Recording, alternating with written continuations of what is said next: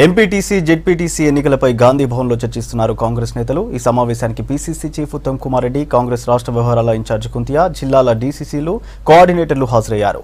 అభ్యర్థుల ఎంపిక, ఎన్నికల్లో గెలుపుపై నేతలతో చర్చిస్తున్నారు। అంతకుముందు మీడియాతో ఉత్తమ్ చిట్చాట్ చేశారు। జిల్లా మండల పరిషత్ ఎన్నికలు డైరెక్ట్ గా జరిగితే బాగుంటుందని కాంగ్రెస్ భావిస్తుందన్నారు। జెడ్పీ ఎన్నికల్లో స్థానిక నేతలు సూచించిన వారికే టికెట్స్ ఇస్తామని చెప్పారు। ఎంపీటీసీ జెడ్పీటీసీ ఓటర్ లిస్టు సవరించుకునే అవకాశం రేపటి వరకు ఉందన్నారు ఉత్తమ్। నామినేషన్లకు 2 రోజుల ముందే అభ్యర్థులను ఖరారు చేస్తామని తెలిపారు। జెడ్పీ చైర్మన్ అభ్యర్థి, ఎంపీపీ అభ్యర్థులను ముందే ప్రకటిస్తామన్నారు ఉత్తమ్।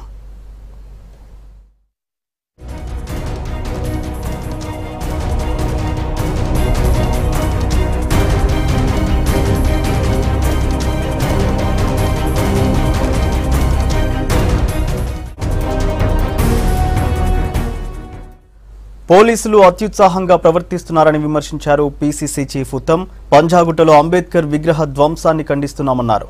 ఈ విషయాన్ని జాతీయ స్థాయిలో తీసుకెళ్తామని చెప్పారు। మందకృష్ణ ధర్నా చేయడానికి ప్రయత్నం చేస్తుంటే పోలీసులు హౌస్ అరెస్ట్ చేయడాన్ని ఉత్తమ్ తప్పుబట్టారు। కొండా విశ్వేశ్వరరెడ్డి ఇంటికి సివిల్ డ్రెస్ లో పోలీసులు వెళ్లి బెదిరించారన్నారు। కొండాపై అక్రమ కేసులు పెట్టారన్న ఉత్తమ్ వారికి పార్టీ అండగా ఉంటుందని చెప్పారు।